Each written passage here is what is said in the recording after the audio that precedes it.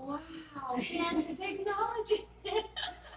Okay, so good evening, everyone. Welcome to the first event of the Vancouver chapter of Thousand Faces, which I'll have the pleasure to explain what it's about. But before we start, I want to thank very much our host, Lina, for having us here in this wonderful place that I really, really appreciate. And also acknowledge that we're gathering today on the unceded territory of the Musqueam, Squamish, and Tsleil-Waututh nations. And it's an honor and a privilege to be living here and playing here, and we know how much we owe to these nations for the incredible life that we have here. So tonight we're going to start with a presentation of Thousand Faces. And then we'll follow with a discussion with Sally to learn more about her venture and also her journey to get her venture funded. And then after that, we'll have a little bit of a networking session so that everyone gets a chance to chat and share a little bit of what they do. As you come, please find a spot and join. You're very welcome. So about Thousand Faces. Thousand Faces is it's an organization that actually I realized it's not the right presentation, so I'll just open the right presentation. But before I do, maybe I can just share how Thousand Faces has, in a way, changed my life. Actually, before coming to Vancouver, I was on a book tour, and all throughout this book tour, this vision of kind of a network coming together to support Black, Indigenous, and women of color-led ventures crystallized. And I just thought, after the book tour, I'll just set it up. I'll set up like an investment club whereby we, bring conscious investors and we bring in incredible transformative ventures to support them. And we'll do a sort of acceleration and we'll do funding at the same time.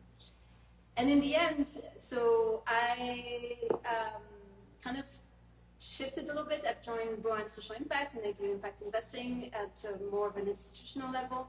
But then I realized Thousand Faces was already kind of doing it. And so I decided to join this first cohort, and I joined the program in January. So it was a 12-week program, and it was very, very insightful. So I would wake up like very early in the morning, because these guys, a lot of them are based in Europe. And we had the most incredible kind of group of people, but also instructors kind of sharing all their tools, all their approach to impact investing. And so for me, this was a fantastic way to kind of like dive into that space. So Thousand Faces has been set up by this incredible woman, Mujan, whom I've been actually following for a few years, and we'll have the pleasure to have her in Vancouver in September. Mujan is an incredible serial entrepreneur. She's been involved in so many ventures.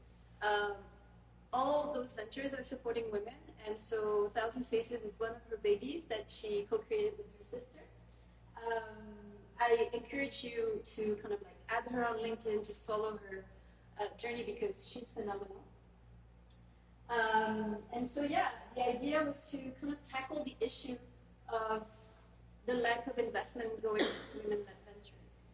And so the approach of Thousand Faces is to be this platform helping women learn to invest in impact-driven female-founded companies. Essentially kind of trying to approach it from a perspective of, okay, if we're going to wait for investors to look at female-led ventures differently, we can wait a long time. Right now, we only have less than 2% of VC capital that's going to female-led ventures, which is ridiculous. And so if we want this to change, we need more women at the table deciding on where money goes.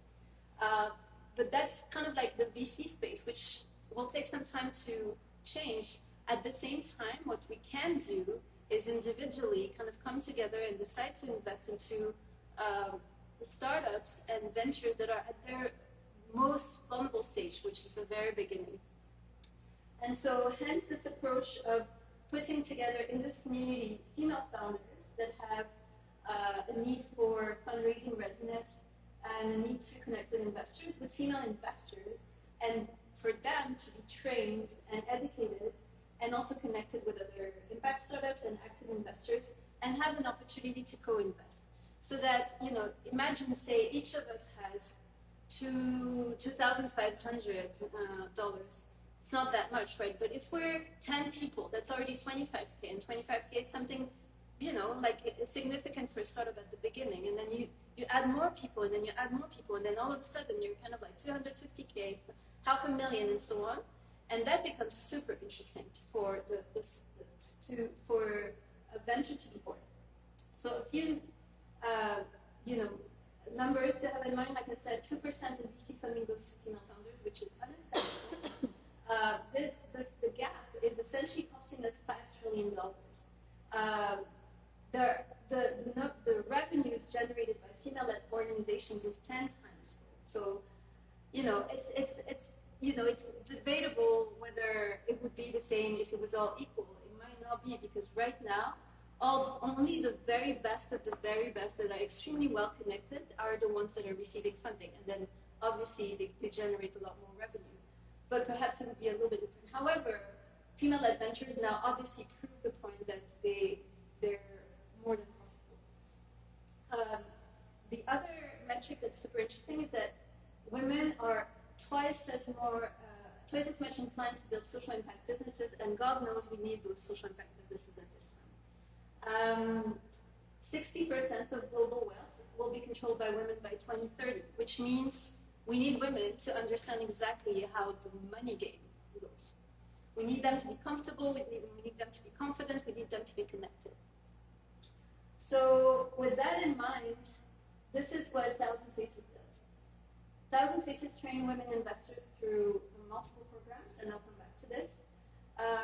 Thousand Faces curates early-stage impact-driven startups.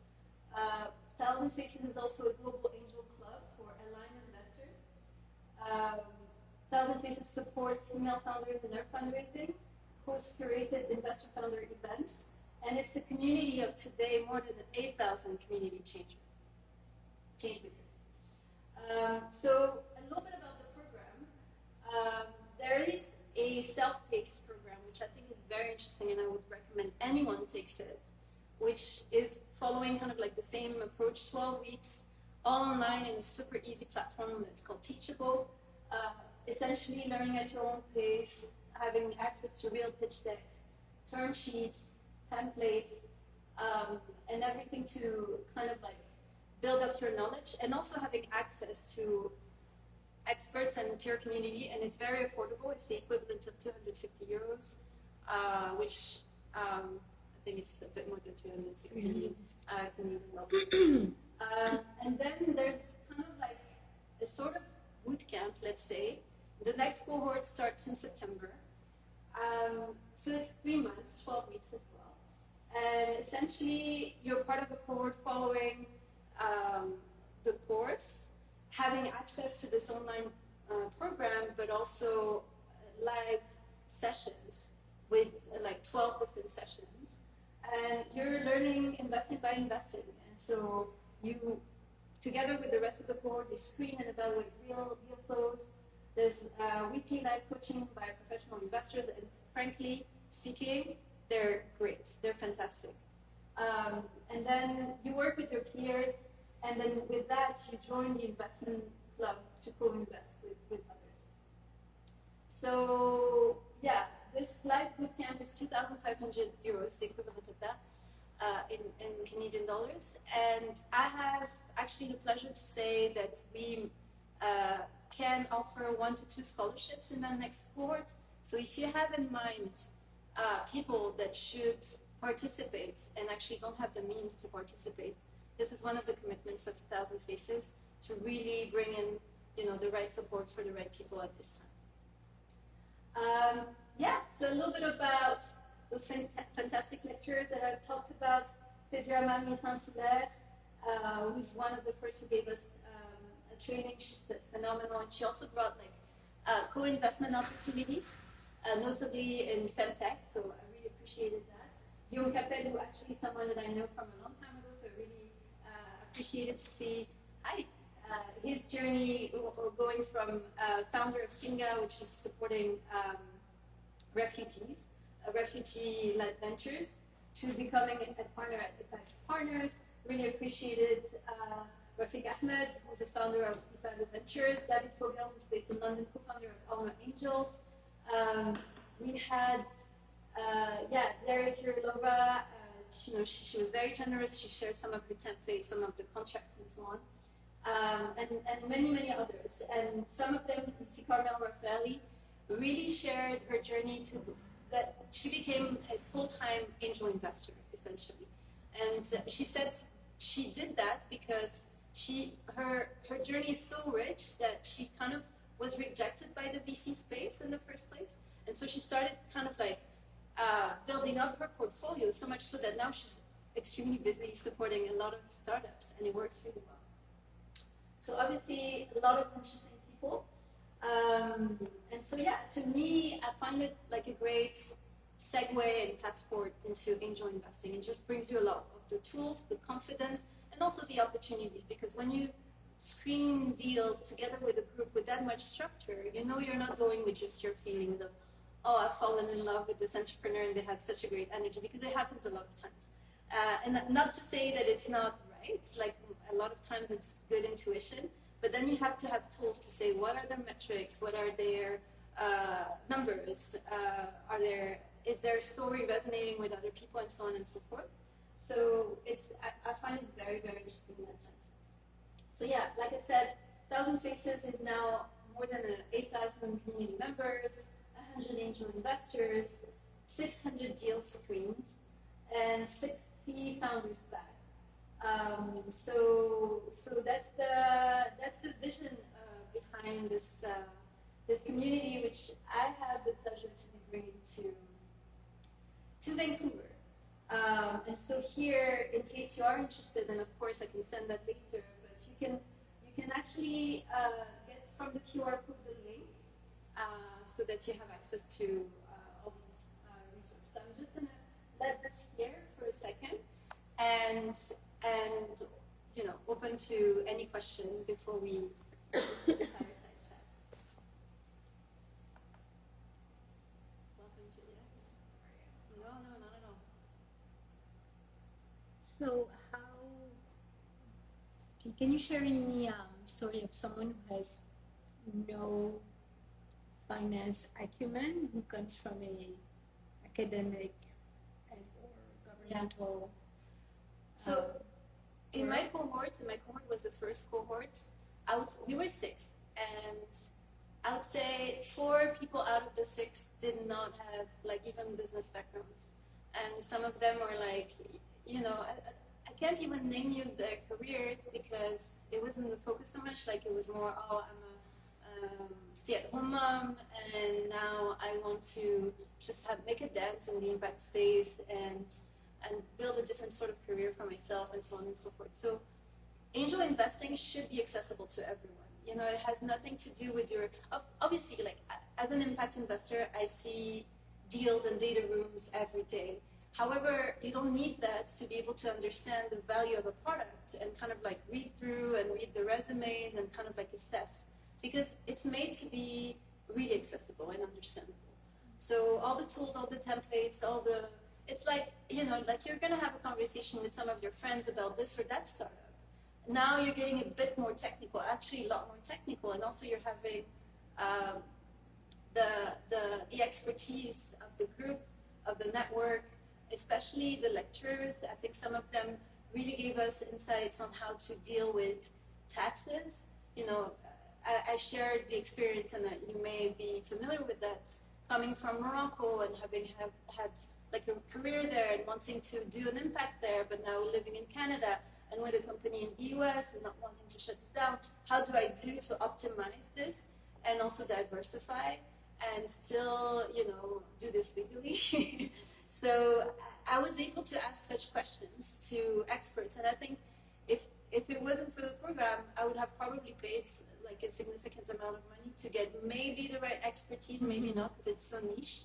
So there's that. There's also challenging your own perspective on what is impact, And I think a lot of things to think about in the impact investing space, for instance, and typically in my work at Goan, we look at equity deserving groups, but it's not enough to just be equity deserving led or serving. You know, it has to be impact driven. You know, like if you're gonna put money into a black led or Arab led venture, I find it really great. However, what are they doing with this money? Does it go to any of the verticals, affordable housing, food and ag, health, wellness, and so on? And how do they assess their approach and so on? So all of this, and especially now seeing, you know, our institutional jargon and methodologies with comparing with Thousand Faces, I think Thousand Faces does a really good job at pulling a lot of expertise together and really making it accessible to anyone. And I would say, frankly, I would argue that regardless of your career, everyone should be an investor. You know, I speak to so many people that sometimes are bored with their career, or they're like, they've reached a point where they can't go beyond a certain level of satisfaction, you know, or success. And I'm like, in a way, I'm like, how can you be bored? Like, there's so much to do in the world. Like, you can get involved in so many different places, and you don't have to be the operational person. You just have to have access to these networks, and it's in a way, you know, pour your energy. And I just had this conversation like 6 hours ago with a friend of mine who's kind of like bored with AI, but has tons of expertise and can now dedicate himself to a lot more into investment. So it's, I would say, go for it. And just be ready to learn, and obviously, like academics and learning. Any other questions? Yeah. What if we're looking for investment? I think if you're looking for investment, then you can apply to Thousand Faces and like submit your pitch deck. They're doing rounds really regularly, but also on a continuous basis. You can just send a deck and say, I'm raising 25K, 50K, 100K, and I would love to be considered. I've actually sent a few deals to Thousand Faces and be like, do we want to look at this or not? And for as long as you have a few people in the network that say, yeah, we're going to look at this, or even in the cohort. In the cohort, we're kind of like a bit more choosy because we really go through all the kind of like grids of assessments and say, okay, we're going to decide to do this and that. But on a continuous basis, Thousand Faces is really open to entrepreneurs. So I think it's worth it. It's worth kind of as a like a founder to reach out and say, hey, I'm there, I need this, and I'd love to be considered. Yeah. Hi, Emily. Welcome. Yeah. Any other question? Okay, well then, in that case, we're going to move to the fireside chat for this evening, and I'm just going to maybe just stop the TV, actually, so we can focus more on the conversation. So we would look at this. Yeah, exactly. So, thanks so much for accepting to be the first guest for this series. Thank you. Sally. Thank you for inviting me. Yeah, And then catching me in the very small window that I'm actually like Absolutely. here for. Absolutely. I feel grateful and lucky. And so perhaps as we start, maybe I'll just let you introduce yourself, talk more about your venture, and then I'll dive into questions. Sure. So I'm Sally. I run Atlanta Climate. We build essentially air purifiers that boost human productivity and then also reverse climate change. How that works is we basically bake climate tech into an air purifier, and then that not only like captures the additional CO2 that there is, like when you compare the outside environment in terms of CO2 concentration, it's actually way lower than the indoor CO2 concentration. So it's like not only more efficient to capture indoors, but also gives off like a health benefit as well. So when your CO2 concentration is low, your productivity can be boosted by up to 101%, and your sleep quality can be boosted by up to 80% based on a series of Harvard research. What inspired you to do this? Yeah, so it's a bit of a long story. So in 2020, I was working for Shopify in San Francisco, and then all of a sudden the sky turned orange, and for the whole day. And then I was like, holy shit, this is like a real problem. And it was because of the wildfires, obviously. And then so I think I realized at that point that like maybe I should stop working for software companies and like work more in impact. And at the time, Shopify was also like getting started on their sustainability fund, and they started to like invest in a lot of companies like Climeworks and like all these really cool climate tech startups, which is how I learned that wow, there are actually people out there like doing really crazy like science to get our CO2, get the CO2 out of the air. So from there, I went into like a climate tech startup, but I still felt like I didn't know enough about climate tech. A lot of the science piece is like really obscure, and coming from like my undergrad was like humanities degree, so like I didn't really understand any of that. So I started to go to these like academia conferences, like hoping to learn more. And at one of them, my co-founder was like upstage doing a talk on his like recent findings in the lab. So he was a postdoc at Stanford at the time. And then we connected after his talk, and I started to ask him obviously like really layman questions. I was like, what is direct air capture? Like, how does this thing work? And then he realized at that point that like people who are outside of academia like just don't know about climate science.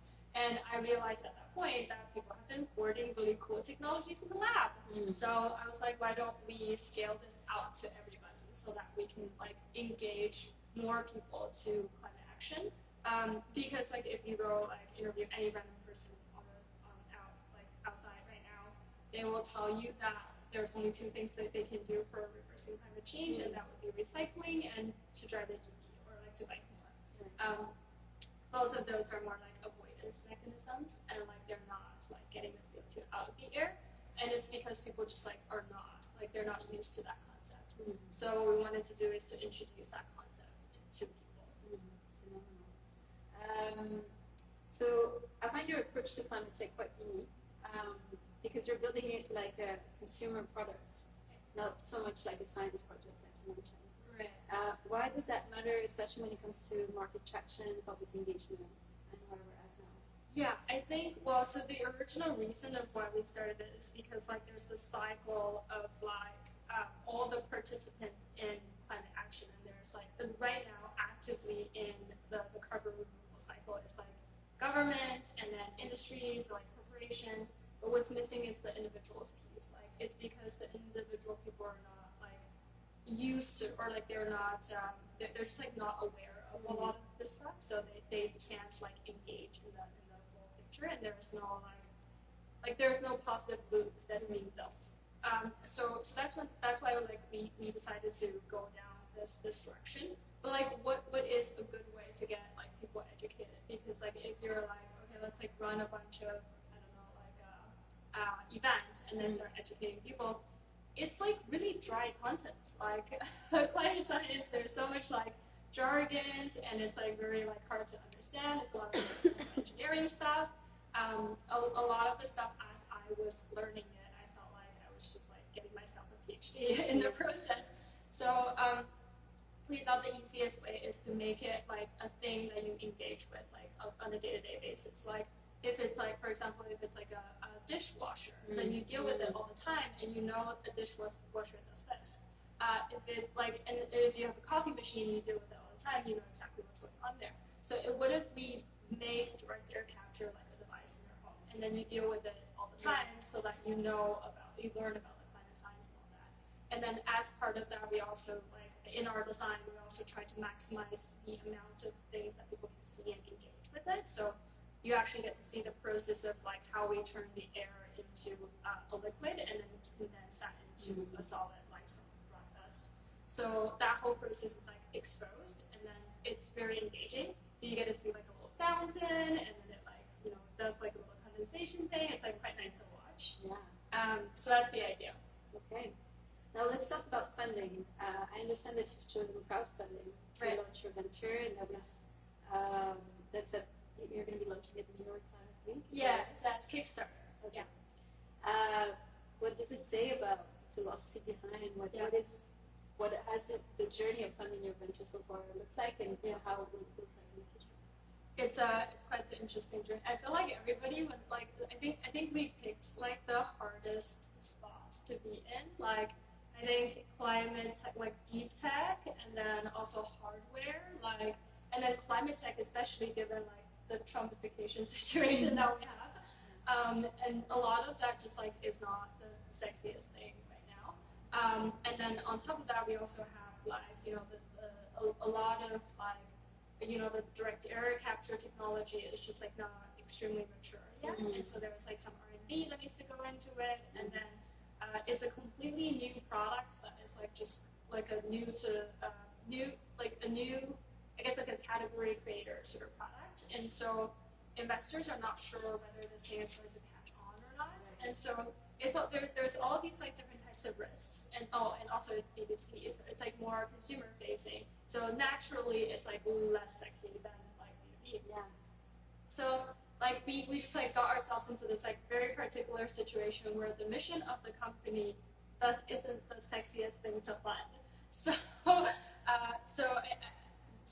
but then there's also something that's really good with the B2C situation, which is like if people like your product, they will hop on way faster than your B2B conversations. Like all of my like hotel and like university conversations are lasting like months. But B2C sales happen in like a couple minutes, right, or just like even just like 1 or 2 days. So it's like it's a lot faster, and then you get like that response like instantaneously. So if you like pull your user into a room and do like a 3-hour design review, you know exactly what are the pieces of your product that they don't like. Yeah. So it's easy for us to get that loop, and then Kickstarter as a result is like a really good reflection of that as well. So if people like it, they'll pay for it. If people don't like it, they won't pay for it. So it's like very, very easy that way. So with that, so Kickstarter isn't quite like WeFunder. So Right. WeFunder is where like you have, I guess more like you share outward equity versus Kickstarter is just like revenue pre-booking.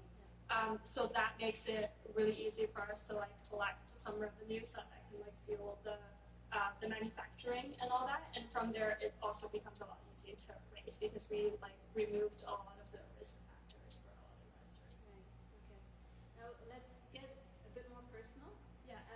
As a woman of color in frontier tech, what have you learned about navigating power and perception and fundraising? I think there's a very interesting thing I've noticed about like women founders. Like I feel like women founders in general are like a lot more reliable, more or less.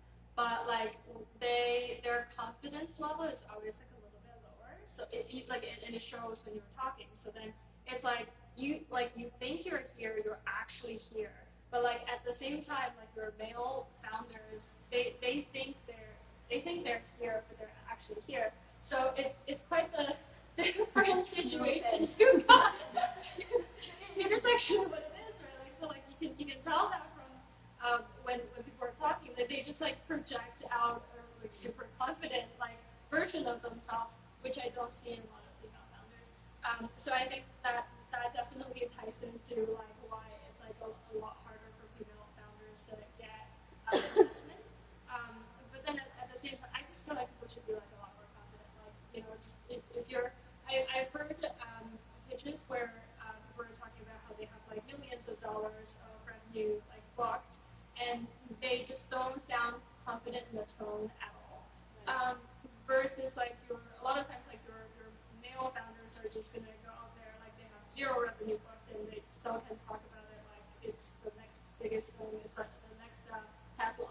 So I think it's just like a thing that we need to kind of like get used to.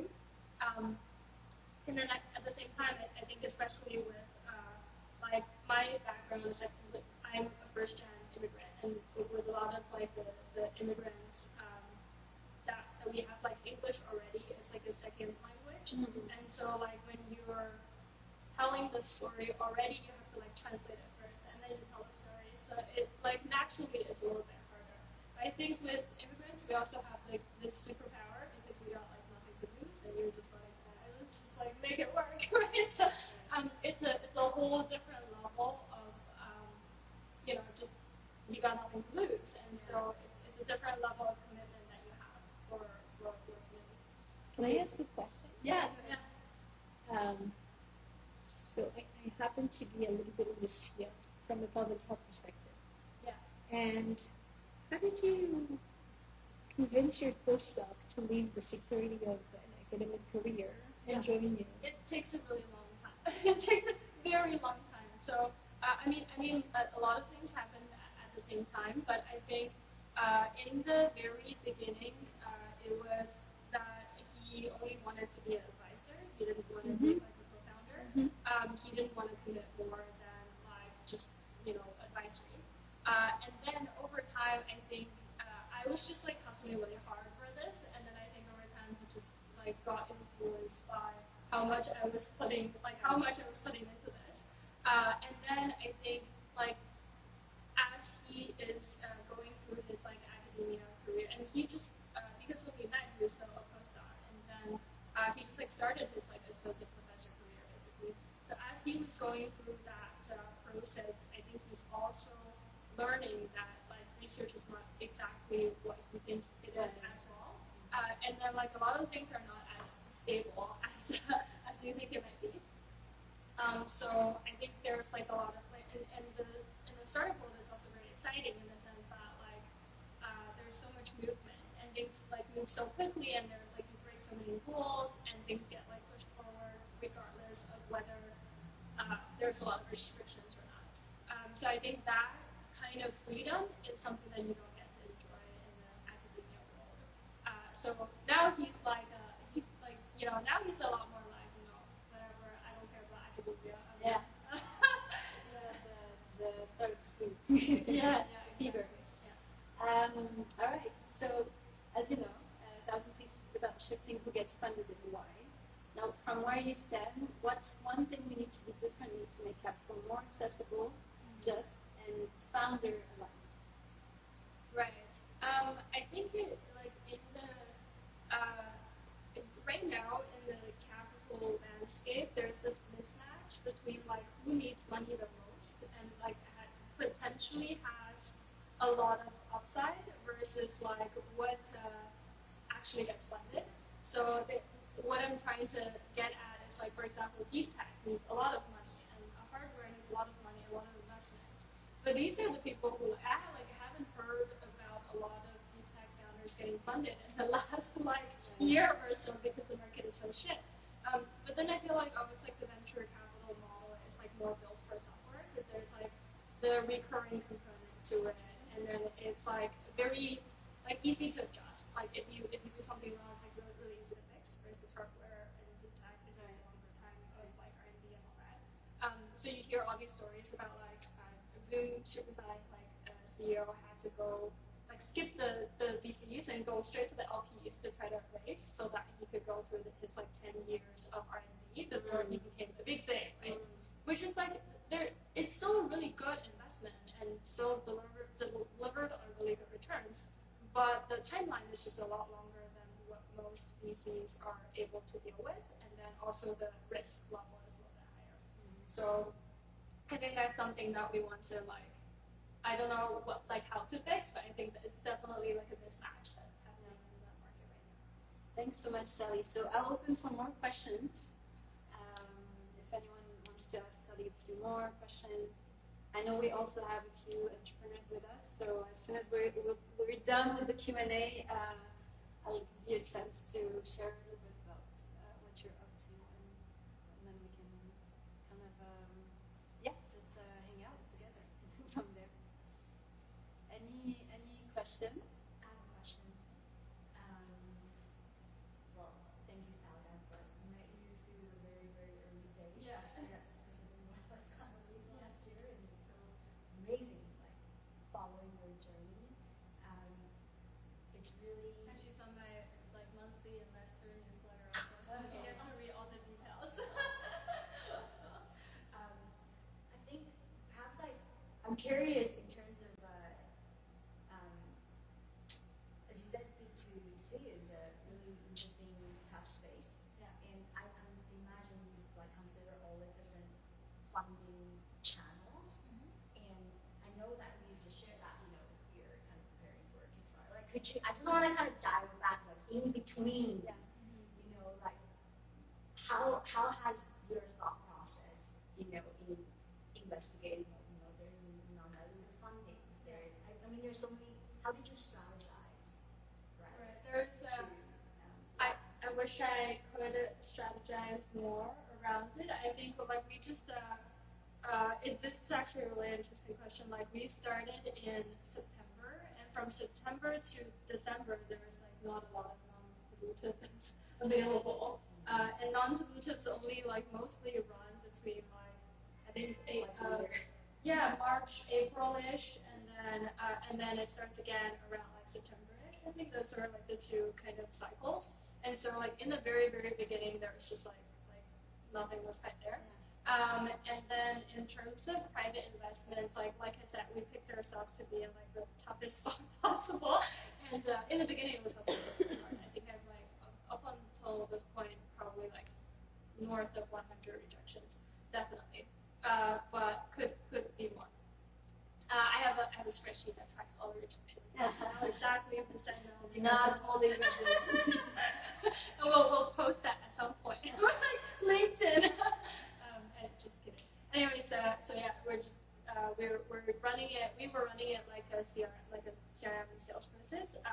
But then still, there was just like in the very beginning, like you are trying to figure out it's kind of like a chicken and egg situation. Like you don't have a lot of traction, but you need like investment to create more traction. But then you like don't have a lot of traction, so you can't get investments, and then it just continues. But then I think through the process, it's just like a lot of like persistence, like towards your goal and like what you are trying to do, and also be frugal with like just don't have a lot of money. Like what can you do, right? So you're just like trying to do the most amount of things with the least amount of money possible. And then I think the other thing that was really helpful for us was kind of just like talking to our users a lot more to kind of like see where the flipping point is, and then once we found that, it would like the traction just happened like really, really fast. So it was like 1 month or so we just like went from like 10 or 15 pre-sale signups to like 1,000 plus, right? So it's like really crazy. But once you get to that point and you're like what to double down on and like what to use the money for, the conversations with investors also become a lot easier because you're like, okay, so we've tried this worked, and now we just need to make it like double down on this and then get the product out, and so then you just eliminate more like risk factors, and then those conversations go a lot better. But that said, like I think everyone will tell you basically like just especially hardware 2025 is just not a very beautiful funding landscape out there in like whichever direction, right? So there was a ton of like private investments that we thought we were going to get but we didn't get, and then there was a ton of like non-dilutive funding that we thought we were going to get but we didn't get. But I think it like amongst all the different rejection that we have been getting, it just really builds the team and like make everybody stronger as well. Because it's like you wake up every day, you rethink like why do we do this, and then you reconfirm yourself this is the thing that needs to happen. Right. So then it like actually make you a lot stronger, and then like when people give you like in the beginning it was like an investor says no, we're like oh no, it's like we feel so bad about it. I heard so much, and then towards the end it's like the investor says no, and the team is just like, you know what, you're just like betting on the wrong thing, and then like you guys are gonna realize in 2 years that you just made the shittiest decision of your life. So it's a different like mindset. For sure. Thank you for your insights. Any other questions? I have one. How did you get around the IP issue? So your postdoc, that idea, because it's within the university, intellectual property is really tough, right? Becomes the IP of the university. It depends on the university. It depends on which university it's with. But like for North America, Canada is really nasty. For North America, most of, especially the top schools, like you have the situation. So that was like a really long debate that we had to like go through. Because he's an adjunct professor at Georgia Tech, so we had to like dig all the way into his like all the things that he signed to see like how exactly this IP gets assigned. And in our very specific situation, there's no IP situation with Georgia Tech. So we fully own it. That's lucky.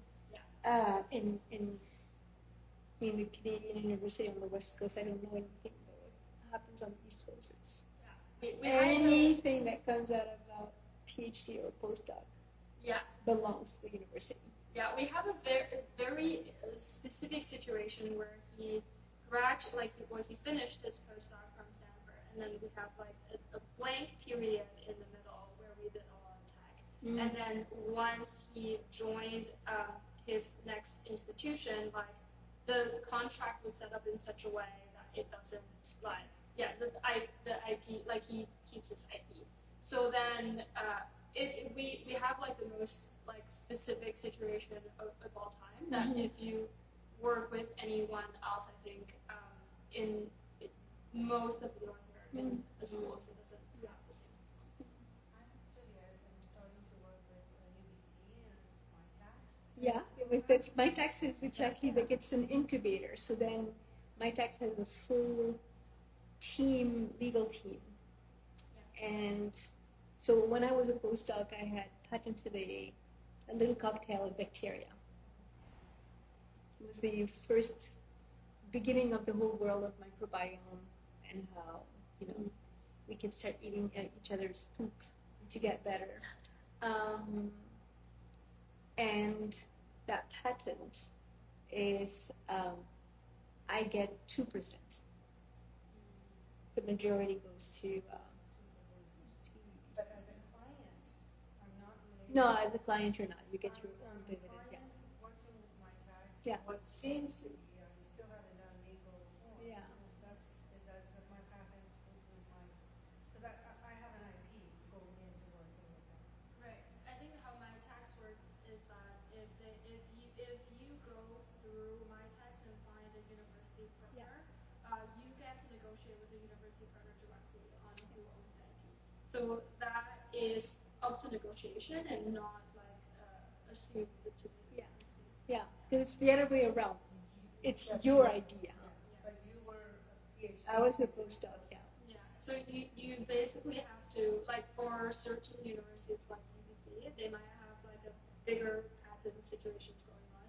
But if you talk to, for example, we talked to OCAD, and then OCAD was like, and then like they're just like, we don't care about like where the What is that? OCAD is in Ontario, yeah. And then we also talked to like some design schools on the West Coast as well. They're also like, well, we don't have that team, so like that's not an issue that you guys keep up.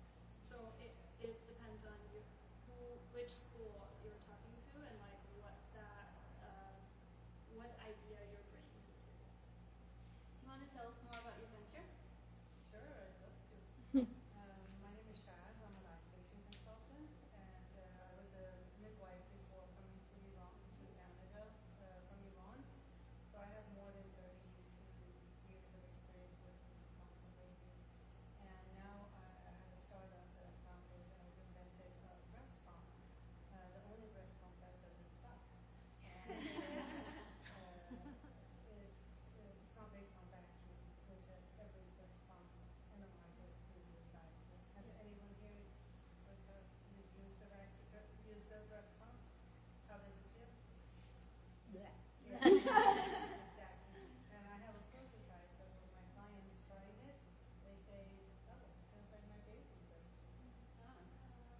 So I'm super excited. So I'm looking for funding because this is the How much are time. you raising? 1 million right now for seed. Yeah. I could probably hook you up with the right people. I have a friend who builds non-hormonal contraceptives, and then she's basically like in a similar, like in the VC world that you guys are in the same industry, and then she has like all these like connections to like family offices and other sorts of stuff, specifically in like investing in food. That's what There this you is. go. Yeah. Yeah. This is beautiful. Yeah. And I'm also looking for strategic partners because Yeah. there's only 3 of us in the company. We want to expand, Yeah. and we need to bring on other people that Yeah. know what they're doing. Yeah. I need to put you in touch with a friend of mine. She's the queen of breastfeeding in Canada from an academic perspective, Megan Azad. Oh, yeah. She's in Yeah, Manitoba. Oh, you know her. She's, Okay. She's, oh God, she is, that's the title. The queen of breastfeeding. Breast milk, not necessarily breast milk. breastfeeding, but Yeah. she all about microbiomes Yeah. and Yeah. all that. Yeah. And Yeah. and now she has her private consulting, I which know. makes it much, in a way, easier. It'll have cost, but easier to bring her on board. Yes. You know her personally? We worked together. She finished her postdoc and I started mine. Put in a word for Yeah. me. Because I'm just connected to Of course, absolutely. Yeah. There you go. And what about you, Amy? Right, yeah. So I'm the co-founder of Seafoam, and Uh, we make carbon negative building installations out of seaweed and waste and upcycle waste materials, so that we can give builders and architects the easiest way with a single swap of products to reduce the embodied carbon of a building by 20%. That's Like, you fantastic. can switch one thing and within your home reduce the carbon footprint of your home by 20%. Yeah. So, It's phenomenal. Just a question, do you mean switch or is it just when the building is happening? So oftentimes when you're building new buildings, you decide what goes in there, right? So it's a specification. Right? So oftentimes there's business as usual, conventional products are often made of petroleum or really toxic bloating agents. asbestos. Yeah, really toxic bloating agents. So with our product that is completely non-toxic, it's biodegradable, it's naturally fire and mold resistant, that we can provide something that not only is healthful for the environment and for the builder and the occupant itself, but also it locks in, it makes it, turns your home into as a carbon sink, right? So carbon sink for the next 60 years, which is when we need to do something for climate change. I think there's one fund that reached out to us that might be of interest to you. It's called Venture On, and they're looking at sustainable prop tech. But the kind of startup that you're building may be of interest to them. And I just wonder, there's a bunch of funds that are in housing. Maybe that's an interesting group for you. So that's all. Yeah, that would be amazing. But Amy is also busy doing other things, and I'd love for you to tell Oh, us more yes. about climate. Well, I mean, I also have my partner in crime here in this room, Kirti, who's just an amazing community builder, right? And so, Pacific Northwest Climate Week is happening this week from Wednesday until end of next week. And so we're the first regional-based, completely volunteer-run organization through event series. We have 25 events in Vancouver, mostly free, accessible to public. So it's about education, it's about how do we build communities and how do we turn that into actionable. So we'd love to share that with you all and maybe see you there. I mean, Chrissy has an amazing event that's coming up on Thursday. It's a climate mixer to have people come and actually talk about climate. I feel a lot of, like, when we talk about climate, it's more about people start being judges and juries. So one of my personal tagline is, no, like, we are not judge and jury, just come, think about it, start just helping out. Amazing. Yeah, so there's a lot of entrepreneurial drive in this room, and I'm very, very honored that everyone has decided to gather today. So on that, I'll just close the formal aspect of the gathering and also close the live. And then we can just hang out, enjoy a little bit of food and drinks, and just thank you so much, everyone, for making it to this No, thank you. kickoff event. Thank you. Pleasure. Yeah, my very pleasure. And Yeah, thank you, Sally. we're looking at doing this every 6 weeks, so hopefully early September, Mujan will be in Vancouver, and we'll gather again, and then, spread the word, keep in touch, bring more people into startup and angel investing. That's much needed. And thank you.